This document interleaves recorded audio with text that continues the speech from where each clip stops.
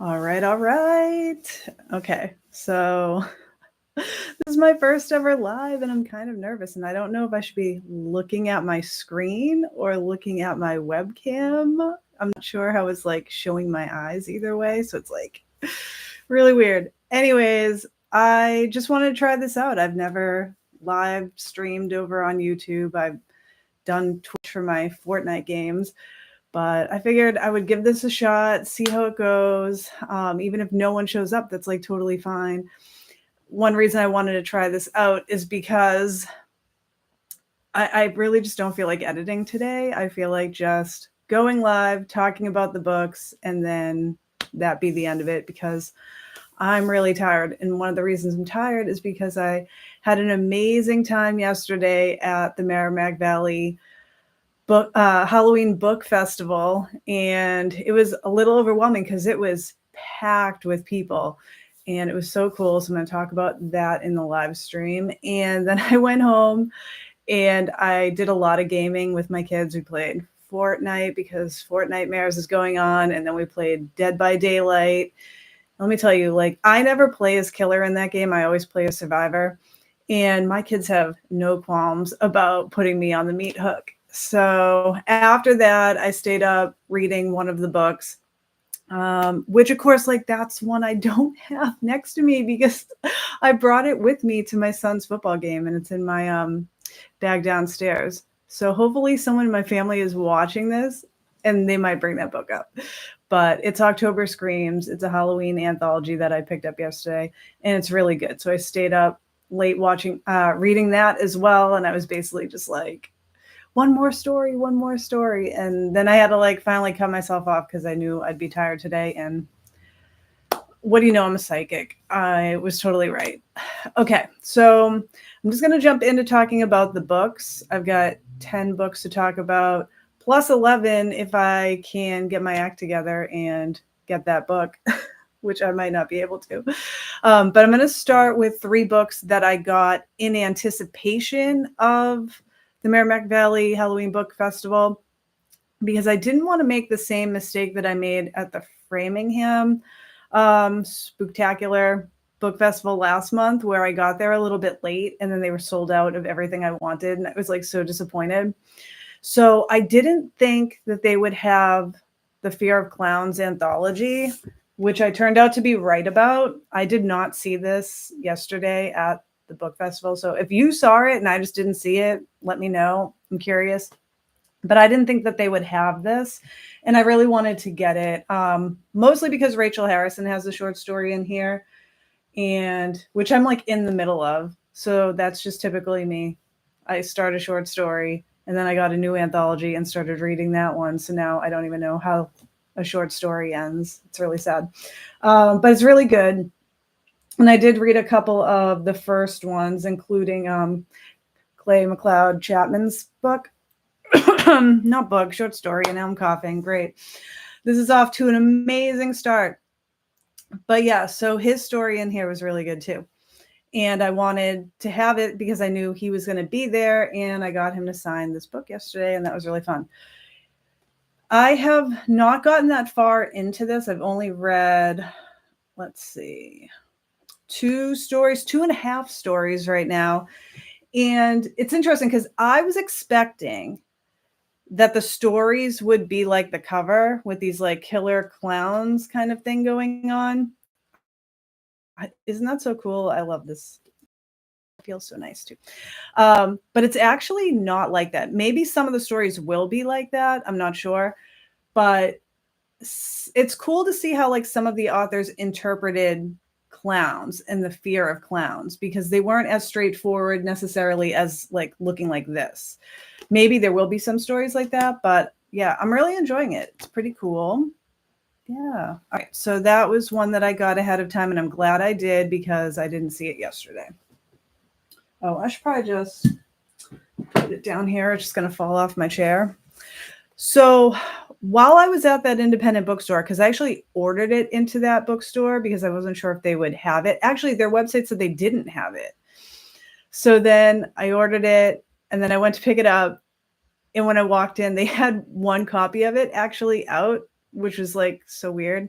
but I'm glad I pre-ordered it anyway. So, and then because I have no self-control, I saw 2 more books like right out on the open near the checkout line, and I was like, I have to get these. So I picked up My Darling Girl by Jennifer McMahon, and I knew that she was going to be at the festival yesterday too. So I was like, oh, I'll just pick it up now just in case, and then have her sign it, which she did. So that was really cool. Yeah, it was so awesome to get my book signed. But now I'm trying to like figure out where she signed it, because now I'm like, where is it? Oh, there it is. Cool. Beware of Aza. I think that's how you pronounce that. So that's cool. I loved being able to get my book signed. It was like so much fun. So this one I'm definitely saving for December, because I'll just read you a little bit of the bag in case you don't know what this is about. So Alison O'Connor has a picture-perfect family life in small-town Vermont with her husband, Mark, and their 2 daughters, the rebellious teenage Izzy and precocious elementary schooler Olivia. Everyone is busily putting up holiday decorations around the house when Alison gets the call. Mavis, her estranged mother, has been diagnosed with cancer and has only weeks to live. She wants to spend her remaining days with her daughter, son-in-law, and 2 granddaughters. Alison grew up with her mother's alcoholism and violent abuse and has little desire to relive those traumatic memories, but she reluctantly agrees to her mother's last request, hoping that they both might be able to heal and have the relationship she's always dreamed of. But when mysterious, increasingly terrifying things start to happen upon Mavis's arrival, Alison begins to wonder if something far more sinister is at play, and as her mother's final days spiral into a nightmare, she must decide just how far she is willing to go to protect her family. So that sounds like some really interesting psychological horror right there. And I cannot wait to read that. All right, what do we have next? Oh, this one here just caught my attention. I hadn't heard of this one, and I fell in love with everything about this.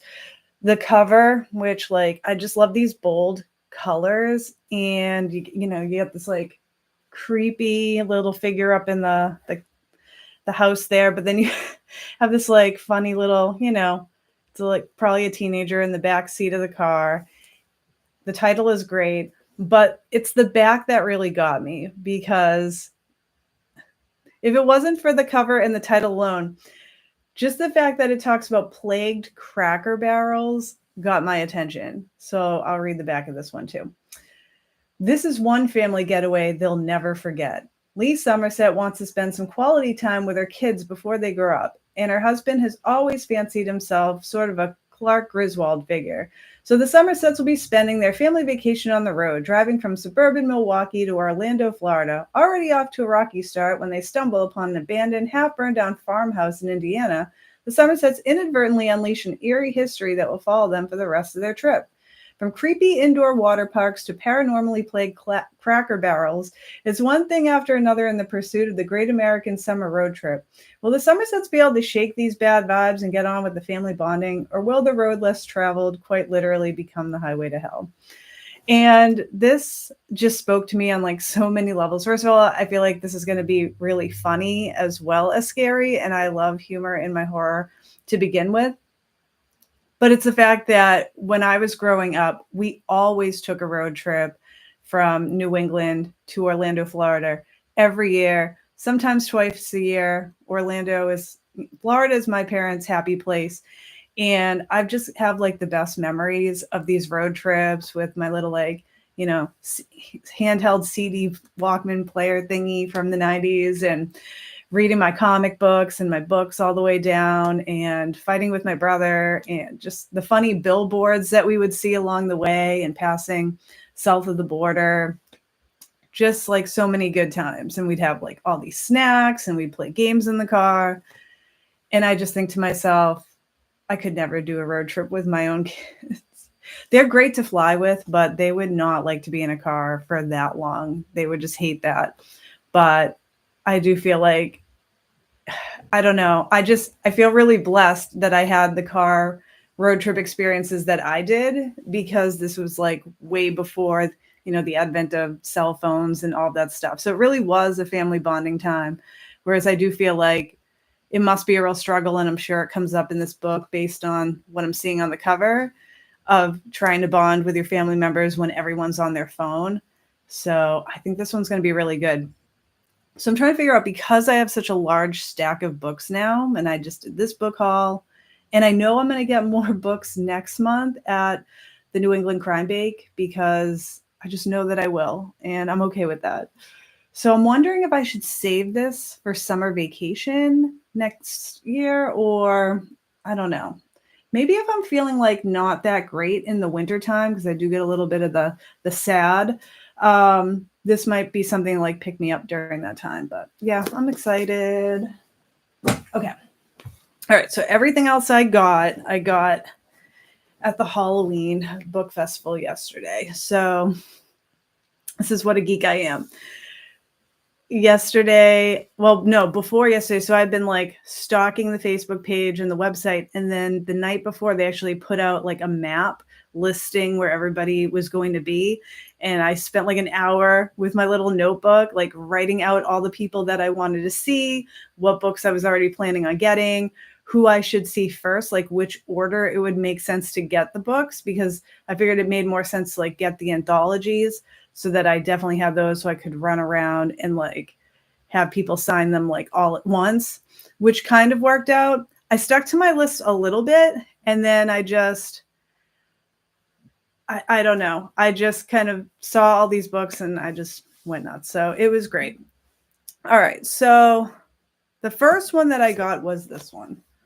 And this is Wicked Abandoned. And this is the most recent one in a series. There's like a whole Wicked series. I think the first one was like Wicked Tales, and they probably have like Wicked Creatures, Wicked Women, Wicked Haunted, Wicked Sick, Wicked Weird. So there's like so many of them. This is going to be my first one, because I just discovered the New England horror writers recently, and I joined their group, and I'm in their Facebook group now. So this is just really exciting. And there were people in this anthology who were in the Rack anthology. So that would be Kristen Dearborn, for example. I'm trying to see if there's anyone else. I think that's the only one I see. Okay, so this is what it says. Nothing chills like being left behind. In this collection, the dread of abandonment lurks in the walls of an asylum, the storied old mansion in the woods, on the internet, and on the faces of a family withering during a pandemic. Siblings are lost, and ones we dare not lose become ghosts on a bus or creatures at a rave. These stories and poems are stark reminders that in the end, we're all abandoned and we're all alone. Join 18 members of the New England horror writers as they descend into chaos, madness, and loss in the wake of being left behind. So this one's much different than the last one I just talked about. Like, this one feels like it's going to be like really sad and dark. So I feel like I have to be in the right headspace to read this one, but I'm definitely excited to read this collection. And the cover is so cool. I love, like, everything just looks kind of post-apocalyptic. Like, it just looks like an abandoned town, and the skull on the car. It just looks great. Yeah, you can't really tell, but it just looks like everything's like broken down. Everything's kind of rubble in the background. Yeah, but it looks great. I'm excited. And there's a lot of people in this collection that I haven't heard of before. So it'd be cool to get to know them through this collection and read more of their stuff. All right, what do we have next? Oh yeah, I was really looking forward to this one. So this is Cicada by Tanya Pell. And I like it because first of all, the cover is really cool. I didn't realize at first when I came across this book on Instagram that it's part of a series, but they're standalone. So it's the Killer VHS series. And the other ones look really good too. So if I like this one, I'll probably get the whole collection, but they're all written by different authors. And I think there's only 2 that are sequels. I think it's like the Candy Cane. And don't quote me on that, but I want to say Candy Cane is like in the title. I'll have to look that up. So anyways, this is what it says about this one. Ash is stranded at a rural horror film festival about a giant killer cicada and can't decide what's worse, the movie or her idiot boyfriend, until she realizes she's starring in the bloody sequel when people start dying and the locals won't let them leave. So this is kind of like a creature feature kind of story, and it sounds really funny. It sounds like we have some final girl action going on here, and I just can't wait to see like how hilarious it is. for her to like be in this situation and also dealing with like, it seems like she wants to get out of a relationship if it's referring to her as an idiot boyfriend. Um, and then I also want to know, like, why won't the locals let them leave? So that seems interesting. Plus the fact that it's at a horror film festival, that sounds really fun in and of itself. So this is really exciting to me. And yeah, it looks really good. And there were really cool details here. Like a lot of people had like stickers and like homemade, like really professionally looking like bookmarks and stuff. And when she signed my book, she had like a stamp to go with it. And I thought that was so cool. So yeah, I can't wait to read this one. This is another one where like, I don't know, these this is shortwave publishing, and I just feel like all of these indie publishers, they're really just getting the texture so right. I just love the feel of these books. It's like a really nice experience. Okay. My gosh, this one I was really, really looking forward to, and I'm so glad I was able to get this one. This is The Amazing Alligator Girl by Kristen Dearborn. So I really enjoyed her story in The Rack, and I'm not typecasting her or anything, but it does seem like she likes to write about, they're also like creature feature kind of stories, but the one in The Rack was about like this killer bear situation, but this bear was like kind of no ordinary bear. And in this one here, we're dealing with alligators. And then she has like another new book that came out that also seems like a forest survival creature kind of story that looked good as well. But this one here is just like a nice little short novella. But once again, we've got a really nice cover. This is by Bloodshot Books. And I love the little like eyeball icon there. That's cool. This one here, besides this epic cover, I mean, this is a work of art to me. Like, I just think this is incredible.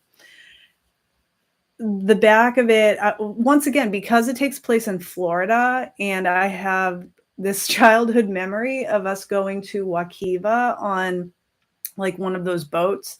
And it was like a boat tour to see alligators and things like that. It was kind of a wild adventure. Things happen. My family and I, we were just talking about it yesterday when we were talking about this book, and we were just laughing our butts off. So anyways, it says, fun for the whole family. Welcome to Adventure Air Tour, the premier destination in Central Florida to experience our beautiful alligator brethren up close and personal in their natural habitat. If you prefer a more authentic Florida experience, something other than the amusement parks and the beach, this is a thrilling attraction you absolutely won't want to miss. A visit to our park includes the best alligator show east of Ocala, an exciting 2-hour airboat tour through the natural habitat of these fantastic creatures, all topped off by a feeding demonstration led by our very own local celebrity alligator wrestler, the Amazing Alligator Girl. Note, park visitors may encounter mysterious gunmen, mutant gators, or swamp Nazis for no additional fee. The Amazing Alligator Girl, get your tickets now. And she wrote the best inscription ever for this book. I just love this. Amy, keep your hands and feet inside the boat at all times. I just love that. So I'm really excited to jump into this one here. It just sounds awesome. It kind of gives off like Tiger King vibes because I don't know, Florida is just like such an interesting place with their like tourist trap kind of. I mean, I know tourist traps exist everywhere, but like I said, I've been to Florida so many times, it's like a second home to me. And it's just, they're just things that we've shown up to thinking it would be one thing and it was something else. And I just feel like this book is going to kind of capture some of that. So if you've experienced any tourist traps, like please let me know in the comments where it took place, what happened, because I really enjoy a good tourist trap story. But this sounds incredible. I can't wait to see what kind of character this amazing alligator girl is. And I just think it's going to be awesome in this cover. Beautiful. I'm going to definitely display this one because it's awesome. All right. The next one I picked up, it's funny because I thought I would find this at Mary E. Hart's table and I didn't see it there. So I was like, oh, because she had a different collection, but this was the one that I wanted. And I was basically like, oh, okay, maybe I'm just not going to be able to find this one. But it was over at like the front part of the festival where there was like a publishing company selling like all a bunch of different books. So I was so happy that I was able to find this one because I was looking forward to it. And Rebecca Rowland is also in this collection, and she was in the Rack Anthology, and I loved her story as well. It was really weird. And you'll see her in future books I'm going to talk about in this haul, but I was like, oh, that's sweet. And I haven't read anything by Mary E. Hart, but this collection it sounds really good. And then Steve Van Sampson is also in this collection, and his story was in the rack also. So I was like, all right, sweet. Like some people that I already have read stories of and enjoyed. And we're just going to, check this one out. And you can't go wrong. Once again, a gorgeous cover. A collection of 1980s themed horror tales. We get the VHS tape on the front. Okay, so this is what the back says. Nostalgic nightmares await in this 1980s themed collection of horror. Come join members of the New England Horror Writers and Boston Horror Society down memory lane, where the grass isn't greener but deadly, library books attack, and arcade games bring a different kind of wind. Road trips take wrong turns, children hear voices that adults cannot, and when some are left to their own devices with no parents around, the worst horrors ensue. So that sounds great. Actually, now that I think about this, no, I found this over by the Wicked collection, because this is a New England horror writers collection as well. So that's so cool. Yeah, so I'm excited to read this one. And I got a lot of the stories signed in this one as well. And it says, for Amy, enjoy the 80s. So I cannot wait. All right, let's see. Okay, yeah, so here's the Rebecca Rowland book that I couldn't wait to get my hands on. She does have another, it's not her, I don't know, is it her collection? Because it's an anthology, and I know her story is in it, but she also had it at her table, and then it was sold at the front. But anyways, it was called American Cannibals. And it basically is like historical fiction short stories where different events in American history have cannibalism infused in them. And I thought about getting that one. I didn't, because there were so many books I wanted to get. But also I was like, I don't mind a cannibalism story. Like, I just kind of read one last night, and that one was so weird. But I don't know right now if I could read an entire book collection of constant cannibalism. I don't know. But if you've read it, let me know what you think. But I just feel like a whole anthology of that would make me a little bit squeamish. I mean, I don't know. If cannibalism doesn't make you squeamish, you're an interesting human being. Okay, so this is her complete short stories collection, White Trash and Recycled Nightmares. And this is what it says. A workaholic splits his time between home and hotel rooms until an anonymous crypt message arrives, setting off a wrinkle in the time continuum and slowly shredding his sanity. Elsewhere, a woman's jealousy over her spouse's connection with their only child boils over, leading her to see monsters everywhere except the mirror. University fraternity brothers discover that a cruel prank has dire consequences, but the full extent of their punishment is yet to come, while an intrepid hiker explores an abandoned Cold War facility hidden within a Massachusetts mountain, only to realize that military secrets aren't the only things buried within. From witches, wendigos, and werecats to sirens, sadists, and serial killers, Rebecca Rowland serves readers a 20-tale meal of cosmic, creature, and quiet horror in platters heaping with unsettling trepidation. In Rowland's long-awaited follow-up to The Horrors Hiding in Plain Sight, a lighted room provides no safe haven, and in the darkest corner of the basement waits a ravenous dread. The most sinister objects of fear are never truly discarded, just repurposed.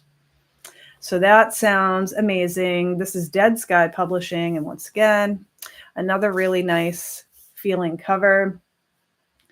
And yeah, I mean, all of this is exciting to me because she's an author from my own state, and she writes a lot about Massachusetts. So I'm down to read more stories that take place in Massachusetts. And if you're noticing, the majority of the books that I got, I mean, besides the anthologies, are from women writers. So really my goal with going to the book festival is that I really wanted to support a lot of women horror writers, because there's not a ton of them compared to men authors, really. So I just really want to support my sisters in horror.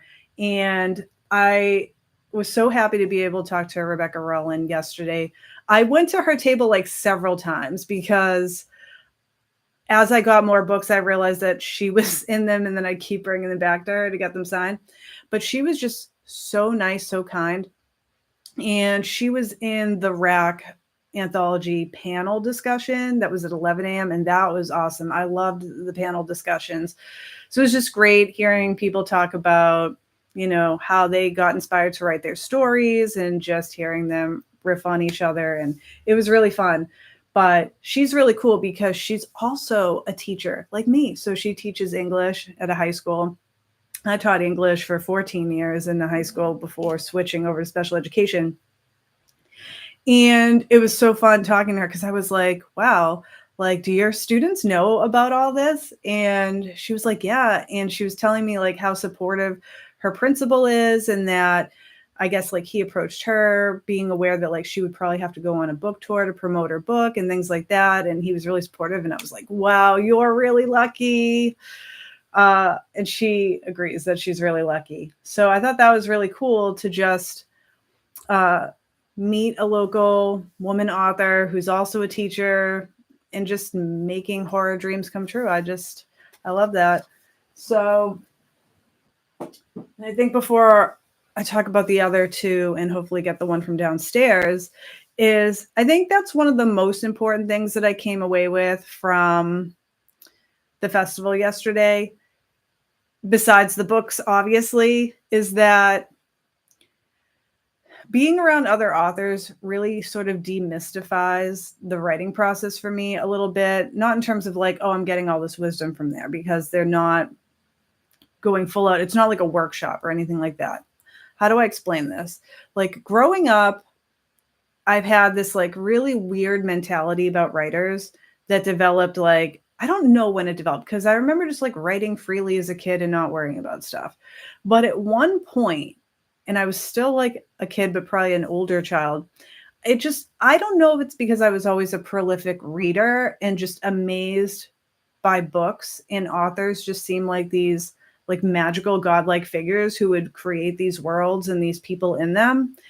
But it just like built up this belief that writers, especially published writers, are these like mythical chosen people, like as if they're just like these naturally gifted and talented people. And they are. Like, I'm not saying that they are not talented and gifted people. They absolutely are. But just that like they are a chosen select, like elite few, and only those chosen select few like have the potential to do this work. And so because of that, I felt like, well, that can never be me. So, which isn't really a great mentality to have, because if you're already setting yourself up for that, are you really going to go after anything? No, because you're already setting out that journey thinking, I'm never going to be able to do that. But in talking to all these different authors, it's so funny, because like you just realize like, no, they're just regular people. They're everyday people. You talk to them and it's like talking to a colleague at work or a stranger in the grocery store that you just strike up a conversation with, and you just realize like, no, these are regular human beings. They aren't like these like mythical godlike figures. It's just that they have skills that I need to also, work on having, which would just be persistence, consistency, taking things in a step-by-step way. And Kat Scully was talking on one of the panels, the second panel, which was about horror art and about the years that she spent dealing with imposter syndrome. And after her panel, I like went up to her and I was like, So you mentioned imposter syndrome, and like, how exactly did you get over that? And we just had like this really nice conversation about that. And I feel like everybody was like so supportive and really like uplifting and inspiring. Like there wasn't anyone there that I talked to that like gave me vibes like, oh, like weirdo, like you don't belong in part of this club. Like you should just stay in your lane. Like everybody wanted to talk about writing and like be encouraging and things like that. So it was great because, I talked about this before when I was going to meet Rachel Harris at her event that like I have these fears about like meeting people I look up to and then have it be really disappointing because that has happened to me in the past where I've met people like serendipitously though and approached them to be like, oh, hey. And it just didn't go that well. So it was kind of awkward and cringe. It had nothing to do with me though. And maybe they were just, but they're just people too. So it's fine. But yeah, so it was such an incredible experience. It was very cool. And I'm trying to think if there's anything else I want to say about the panels or some of the conversations that I had. I think those were the main ones though. But as I was just kind of looking around towards the end, I came across this book, and I can't believe I've never heard of this one. So this is A Skeleton in the Family by Lee Perry. And this was the last one on the table of the first book in the series. She had like other books in the series that sound so good. So what else is there? A Skeleton in the Family. The skeleton takes a bow. The skeleton haunts a house. The skeleton paints a picture. The skeleton makes a friend. And the skeleton stuffs a stocking. And all of the covers are so adorable, just like this. And once again, like a really nice feeling book.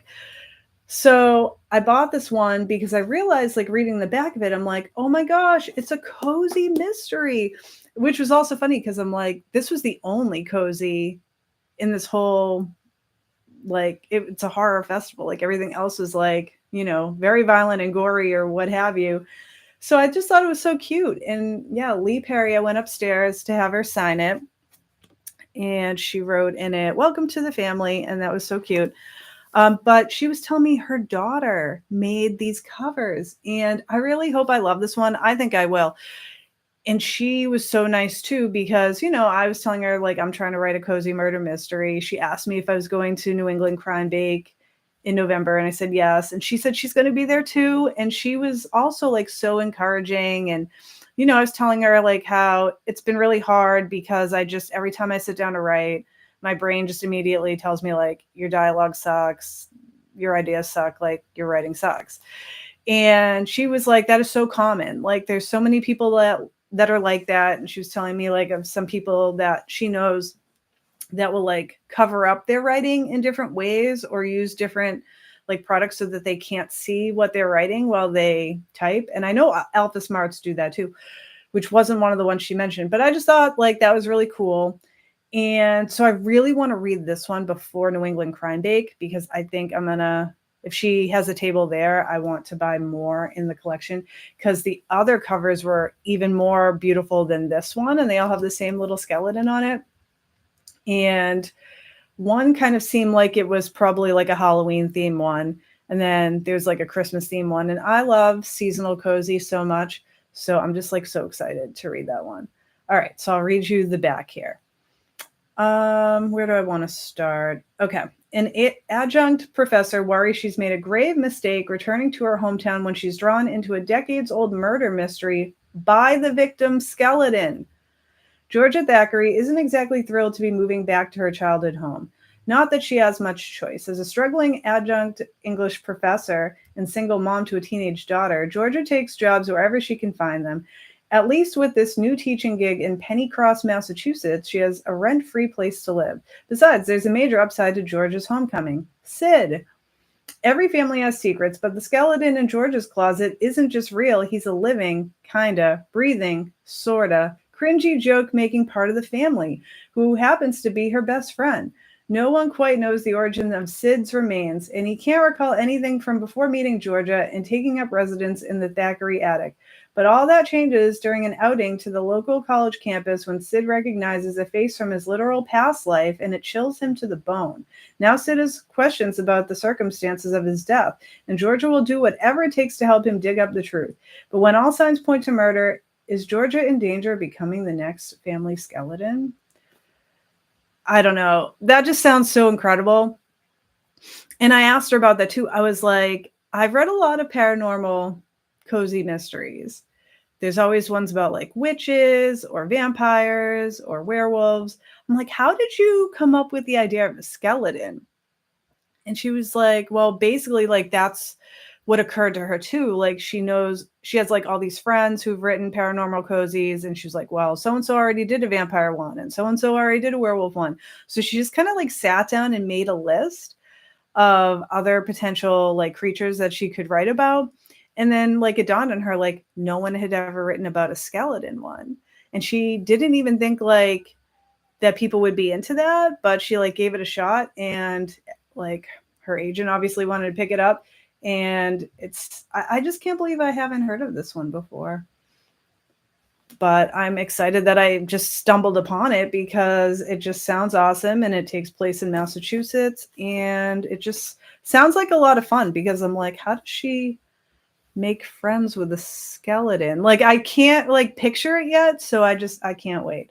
So right now I'm reading October Screams, which while I'm on this live, I will probably text my husband to bring up the book so I don't have to just like disappear off the screen and be weird. And so I want to read that one because obviously it's Halloween themed. And then I want to jump right into this one so I can have it finished before the New England Crime Bake. But so cool. And last but not least, while I was walking around, I happened to come across this book. You just never know. I just love the fact that like I had gone with a plan, and I did get the books that I wanted that were on the list. And then I could just kind of peruse around and just see what caught my attention. So this one is Whatever Happened to Joe Rose by Krista Leo. And I just thought this cover, which once again, nice feeling cover. This is by Grindhouse Press. And isn't that beautiful? I just love the color scheme, the font. It's so bold. It just speaks to me. Like this is another one that I don't know. It just feels like a work of art to me. I'm sure other people are just kind of like, yeah, it's a nice cover, but like, I don't know. I just really love this cover. And that's cool on the back too. Okay. And then, so I picked this one up based on the cover, and then I read the back and I was like, yes, this is the book for me. Once renowned for her villainous performance as Lady Macbeth, Miss Josephine Jo Rose is an eccentric recluse aging alone in a decaying Victorian. As a favor for her best friend, Haley Fields visits with Miss Rose. Haley is a librarian and writer, and Miss Rose wants to write her Whatever Happened to Helga the Hag, a play that will return her to theatrical fame. When Haley shares her own writings, thinly veiled fictions of personal trauma, Ms. Rose ensnares her in a sinister plot of vengeance, violence, and blood. There's a toxic male inside every man, Ms. Rose says. But what's inside a woman can be much more frightening and deadly. So, yeah, I mean, it sounds like it could be feminist horror. I'm hoping. And Krista Leo is really nice too, because it turns out like he's a teacher as well. So I got to talking with him about that and sharing, you know, my experience with that. And I was like, so when did you write then? And I really wish I had asked Rebecca Rowland about that as well, but it was just like so busy and kind of chaotic. And I already felt kind of cringy, like talking to strangers and things like that. So it didn't occur to me at the time to ask that. But he said that he gets up at 4 a.m. and writes before he goes to work because at night, like he's too tapped out, which I would agree with that. But talk about dedication, because in the wintertime, not just because it's dark, but because it's cold. And I'm lame. So like I will not turn on my heat until it's like November. I mean, it really depends. We've already had the frost up here, but because it's so cold and I'm piling up like all these blankets on everybody's beds, like I cannot drag myself out until like the last possible minute. Like I've always kind of been that way. Like it's like a sensory thing. Like the thought of having to put like my bare feet on the ground, even though I have like a rug next to my bed, and just feeling like the cold air, it's just like not something I want to do, especially when it's like, oh, I got to go to work. So I would love to be more like Crystalia and get up and get my butt in the chair and writing for like an hour before I go to work. Because I think he was saying like he's only like 20 minutes away from his school. So he's got like a good chunk of time or whatever to write before. Like not a huge amount, because I'm sure he still has to get ready in the morning. But I'm just impressed. Like you love this enough. You're dedicated enough that you're going to get up at 4 a.m. before you go teach students, so that you can work on your book. And that's very inspiring to me. I want to be that way. So I have to work on that. But yeah, this one sounds great too. Cannot wait. Yeah, I just love all these inscriptions. Like it's so exciting that I got to have all these books signed by the authors. Like I just feel so lucky that I live in this state where I can do all that. All right, hold on one second. Okay, so where's my phone? Because I heard it ringing. Yes, there it is. Okay, now I'm just being weird, like all over the place looking down. Oh, okay. I got a text saying, what book is it that you need? So obviously he's listening into my live stream. It's called October Screams. And it's either in my bag, maybe, ? That I took to football.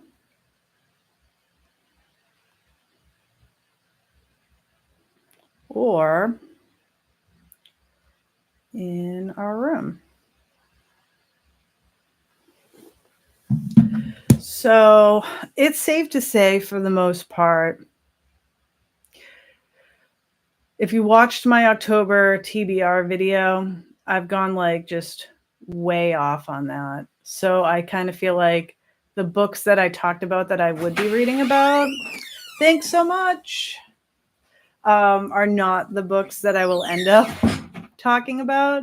And I feel like I had very high hopes and aspirations, and I am just like epically failing at that, but that's okay. And it's not because like I'm just, I don't know, wasting my time on things. It's like I'm so busy doing, like I'm taking a writing class, and my son fractured his foot, so that we've been kind of busy with that, and just a whole bunch of other things. So I just haven't had as much time to read as I normally do. So, but this is October Screams. This was one of the first ones I picked up at the festival. This was at Larry Hinkle's table, and I enjoyed his story in the rack as well. So I bought this one, and it was so cute because he was like, oh, like you get a free pair of earrings with the book. And it turns out like his wife makes these earrings, and they were all a little bit different, but they all featured these little skulls. Let me see if I can show you. It's not like showing, that's just my fault. They're so cute, and I just like put them right in my ears. I should be wearing them now, but I don't know why I'm not. It's because I don't sleep with them in, and then I forget to put in earrings. So yeah, and I don't normally wear earrings, but they were really cute. So that was really nice. And once again, we had a lot of people in here from the Rack Anthology, so I couldn't wait to read their stories again. So we had another Rebecca Rowland, Bridget Nelson. She had a fantastic story in the Rack. Ronald Malfi was in there. Philip Farkazy, I think that's how you say his name. I'm pretty sure he had one called The Visitor in that one. Clay McLeod Chapman again. Yeah, so very exciting. And I'm trying to think who else. Is there anyone else? I'm just kind of looking through just to double check. Yep, so Larry Hinkle has a story in here too. Obviously, that's why he was selling it at his table. So yeah, really awesome. And it says, immerse yourself in a world of Halloween horrors with this bone-chilling anthology of tricks and treats from some of the best writers in horror today. Brace yourself for a wickedly thrilling journey through the shadows where the moonlit night and the haunting spirits beckon. Carve pumpkins, don your costumes, and explore macabre tales that will send shivers down your spine. With each turn the page, you'll be transported back in time to your childhood, to a world where the boundaries between the living and the dead blur, where the supernatural holds sway, and where the night itself keeps secrets waiting to be unraveled.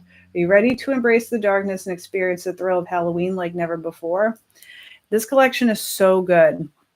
The first story by Clay Chapman, oh my gosh. He has this like uncanny ability with his short stories where everything kind of just starts off like so nostalgic, so sweet, like so relatable. And then it just in an instant, like not even an instant, because like there will be these like little hints, but it just gets so dark and sinister and like unhinged by the end. This one even more so than White Pages in the Rack. I was like, wow. I don't know. So that one was called Sweet Meat. Yeah, don't eat before that one, guys. But it was a great story. So what I like about this collection so far is that, and I don't know if they'll all be like this, but the ones that I've read so far, how many of them have I read so far? 1, 2, 3, 4, 4 or 5 at this point. No, 6. Okay, because I'm up to the Wind now. They all either like predominantly feature like trick-or-treating in the story, like either in the present or it's like woven in as like a past memory. So I do think that's really cool that I don't know if all of them are going to focus on trick-or-treating, but like the first ones that I've read all have featured trick-or-treating to some extent in there. So that's really fun. And yeah, it definitely brings out the nostalgia of, you know, just being a kid and trick-or-treating and what that's like.